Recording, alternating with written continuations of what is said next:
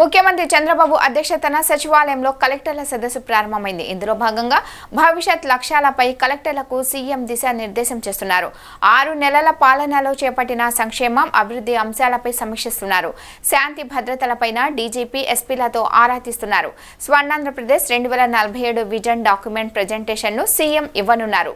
నూతనంగా తీసుకొచ్చిన పాలసీలపై దిశానిర్దేశం చేయడంతో పాటు 4.5 ఏళ్ల ఏ విధమైన లక్ష్యాలతో ముందుకు వెళ్లాలని ఆలోచనలు చేయనున్నారు.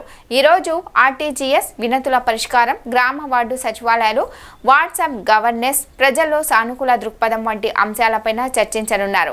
వ్యవసాయం, పశు సంవర్ధన, ఉద్యాన, పౌర సరఫరాలు, అటవీ, జలవనరులు, పంచాయతీరాజ్ వంటి శాఖలపై సమీక్షిస్తున్నారు. గౌరవ ముఖ్యమంత్రి శ్రీ నారా చంద్రబాబు నాయుడు గారికి, ఉప ముఖ్యమంత్రి పవన్ కళ్యాణ్ గారికి, సహచర మంత్రి వర్యులకు, ప్రధాన కార్యదర్శికి, డీజీపీ గారికి, కార్యదర్శులు, జిల్లా కలెక్టర్లు అందరికీ నమస్కారం. ప్రజల ఆశలు, ఆకాంక్షలకు అనుగుణంగా పనిచేయడానికి, ప్రభుత్వ తీరుని సమీక్ష చేసుకుని సరిదిద్దుకుని ముందుకు పోవడానికి ఈ సమావేశం ఎంతో కీలకమైనటువంటిది. గౌరవ ముఖ్యమంత్రి గారి ఆలోచనలను, ఆదేశాలను అమలు చేయడం కోసం మనం అందరం ఇవాళ ఇక్కడ కూర్చున్నాం. Senior bureaucrats, front line leaders and all the elected representatives, we all have one thing in common: to achieve the goal of the Chief Minister. We have to resolve ourselves to translate our shared vision into tangible outcomes. ముఖ్యమంత్రి గారితో నా ప్రయాణం 1994 November, అంటే దాదాపు ఈ రోజుకి 30 సంవత్సరాల క్రితం ప్రారంభమైంది. 7 ఎన్నికలు చూశాను. మొదటి సంవత్సరంలో 95లో ముఖ్యమంత్రి గారు ఎంత తపనతో, ఆరాటంతో పనిచేశారు. 30 సంవత్సరాల తర్వాత అంతకు మించి రెట్టించినటువంటి తపన, ఆరాటం ఇవాళ ఆయనలో చూస్తున్నాం. స్పష్టమైనటువంటి మార్పును గమనిస్తున్నాను. అనునిత్యం ఆయన వెనకాల నడిచినటువంటి వ్యక్తిగా, ఆయన ఆలోచనలకు అనుగుణంగా పనిచేసినటువంటి వ్యక్తిగా నాకు ఆయనలో ఒక స్పష్టమైన మార్పు కనపడతా ఉంది. ఈ మిగిలినటువంటి జీవితం ప్రజల కోసమే అన్నటువంటి ఒక ప్రధానమైనటువంటి లక్ష్యంతో ప్రతి నిర్ణయంలోనూ ఒక మానవత్వ కోణం ఉండాలి అనే రకంగా ఆయన చేస్తున్నటువంటి ఆలోచన, ఆయన పడుతున్నటువంటి తపన నిజంగా మనందరికి కూడా మార్గదర్శకం కావాలని చెప్పి నేను కోరుకుంటూ ఉన్నా. ఇది సుదీర్ఘ ఉపన్యాసానికి టైం కాదు. Briefly I want to tell what is the state of affairs today. ముఖ్యమంత్రిగా చంద్రబాబు నాయుడు గారు ప్రమాణ స్వీకారం చేసిన రోజున ఆయనకు వారసత్వంగా వచ్చింది ఏంటో మీరు అందరూ కూడా చూశారు. 10 లక్షల కోట్ల రూపాయల అప్పుని తీర్చడానికి అప్పు తేవాల్సినటువంటి పరిస్థితి, అప్పు మీద వడ్డీ చెల్లించడానికి అప్పు చేయాల్సినటువంటి పరిస్థితి. గత సంవత్సరంలో రాష్ట్ర ఆదాయంలో 99% కేవలం జీతభత్యాలకు, పెన్షన్లకు మాత్రమే సరిపోయింది. అంటే ప్రభుత్వ ఇతర అవసరాలు, ఆల్ అదర్ కమిటెడ్ ఎక్స్పెండిచర్ లేకుండానే కేవలం స్టేట్ రెవెన్యూస్ మొత్తం శాలరీస్కి సరిపోయింది. అంతకుముందు సంవత్సరాన్ని చూస్తే 107% ఆఫ్ ది శాలరీస్ ఎక్స్పెండిచర్, అంటే శాలరీస్ చెల్లించడానికి కూడా అప్పులు చేయాల్సినటువంటి పరిస్థితి 2 సంవత్సరాల క్రితం ఉన్నటువంటి పరిస్థితి. దీన్ని వారసత్వంగా తీసుకుని 1,14,000 కోట్ల నుంచి 1,30,000 కోట్ల రూపాయల చెల్లించాల్సినటువంటి బకాయిలు ఉన్నాయి. ఇమ్మీడియట్లీ నిన్న చెల్లించాల్సినవి, మొన్న చెల్లించాల్సినటువంటి బకాయిలు 1,14,000 నుంచి 1,30,000 కోట్ల రూపాయల బకాయిలు ఉన్నాయి. ఇక అత్యంత బాధాకరమైనటువంటిది అంటే ప్రతి వ్యవస్థని నాశనం చేసినటువంటి పరిస్థితి. నిన్న మొన్న 2-3 జిల్లాలకు రివ్యూకి వెళ్ళాం. 100 సంవత్సరాలుగా క్రితం ఉన్నటువంటి ఓ కేసీ కెనాల్ ఒక 5 సంవత్సరాల పాలనలో ఎట్లా డిస్ట్రాయ్ అయింది, ప్రాజెక్టులు ఎట్లా కొట్టుకుపోయాయి, తెగిపోయినటువంటి. అదే కర్నూలుకి వెళ్తే అలగనూరు బ్యాలెన్సింగ్ రిజర్వాయర్ కొట్టుకుపోయింది. 3 కోట్ల రూపాయలు ఖర్చు పెడితే సరిపోయేటువంటిది 3 సంవత్సరాల నిర్లక్ష్యంతో ఇవాళ 42 కోట్ల రూపాయలు ఖర్చు పెట్టాల్సినటువంటి పరిస్థితి. ప్రతి జిల్లాలోనూ, ప్రతి వ్యవస్థలోనూ ఇంతకన్నా దారుణమైనటువంటి పరిస్థితులు మనం అందరం కూడా చూస్తున్నాం. ఇది వారసత్వంగా చంద్రబాబు నాయుడు గారికి వచ్చినటువంటివి. ఒకవైపు రాష్ట్రంలో అప్పులు, మరోవైపు ఆగిపోయినటువంటి ప్రాజెక్టులు, అడుగుపడినటువంటి, ముందుకు సాగినటువంటి పనులు, ప్రజల ఆశలు, ఆకాంక్షలు, వేరొకరి వల్ల సాధ్యం కానటువంటి పరిస్థితుల్లో మామూలు వ్యక్తికైతే నిద్ర లేనటువంటి రాత్రులు గడిపేటువంటి వ్యక్తి, ఒక ఆర్థిక శాఖ మంత్రిగా నేను చెప్తా ఉన్నా. ఇవాళ ఈ స్థాయికి రావడంలో ముఖ్యమంత్రి గారితో పనిచేయడం సుదీర్ఘం. నేను కూడా, ఎందుకంటే చాలా మంది యంగ్ ఆఫీసర్స్ ఉన్నారు. I just want to share my thought. what you will learn from him, what they don't teach you in Harvard, what they don't teach you in Stanford, what they don't teach you in IIMs, what they don't teach you in IITs.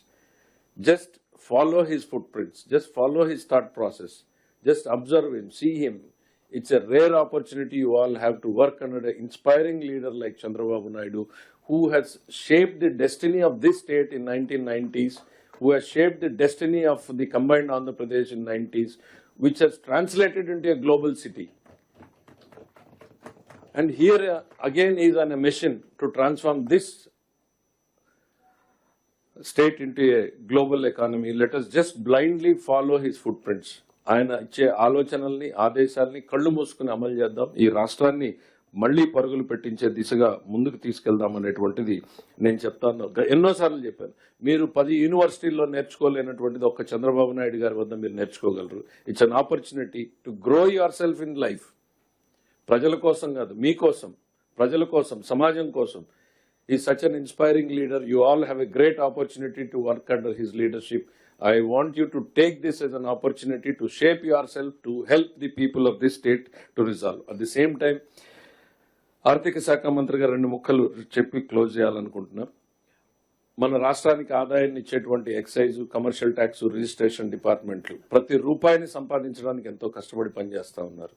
అట్లనే మిగిలిన శాఖల్ని కూడా నేను కోరేది, ప్రతి రూపాయిని ఖర్చు పెట్టేటప్పుడు ముఖ్యమంత్రి గారి ఆలోచనలకు అనుగుణంగా బాధ్యతాయుతంగా ఖర్చు పెట్టాలనేటువంటిది. ఎందుకంటే రాష్ట్రం ఉన్నటువంటి ఆర్థిక పరిస్థితుల్లో ఆయన ఆలోచనల్ని ఎఫెక్టివ్ గా ఎట్లా ఇంప్లిమెంట్ చేయగలము అని ఇన్నోవేటివ్ ప్రాసెస్ లో ఆలోచించమని చెప్పి మీ అందరినీ కూడా కోరుతా ఉన్నా. Good morning to all the dignitaries for the second collectors conference today.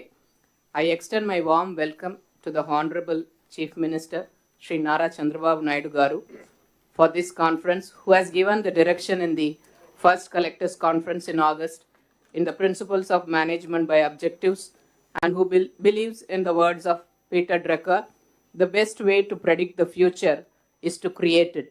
Welcome, sir. I extend my warm welcome to the Honorable Deputy Chief Minister Shri K. Pawan Kalyan Garu, who is a believer in the words of Eleanor Roosevelt, to handle yourself, use your head, to handle others, use your heart. Welcome, sir.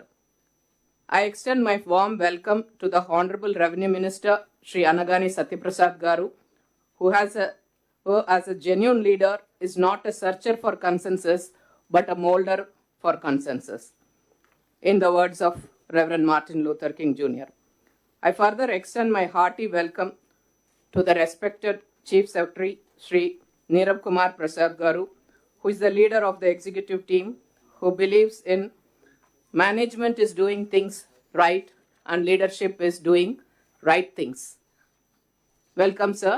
And I also extend my warm welcome to the respected Director General of Police, Shri Thirumal Rao Garu, on this occasion. Cyberabad లాంటి ఒక సిటీని create చేసిన వ్యక్తి. మనస్ఫూర్తిగా చెప్తుంటే అది చాలాసార్లు road మీద వెళ్తుంటే, ఫ్లైఓవర్స్ మీద వెళ్తుంటే హైదరాబాద్లో ఒక రాళ్ళు రప్పల మధ్య ఒక నగరాన్ని చూడగలిగిన వ్యక్తి. తను ఎవరిని చూడలేకపోయాం. మాకు ఇప్పుడు రాళ్ళు రప్పలే కనిపించాయి, కానీ ఆయనకు ఒక మహానగరం కనిపించింది. So my respect towards CM గారు హెస్ రియల్లీ ఇంక్రీజ్డ్. లైక్ మేము ఇప్పుడు అదే ఊళ్ళలో తిరిగేవాళ్ళం, అదే ప్రాంతంలో తిరిగేవాళ్ళం.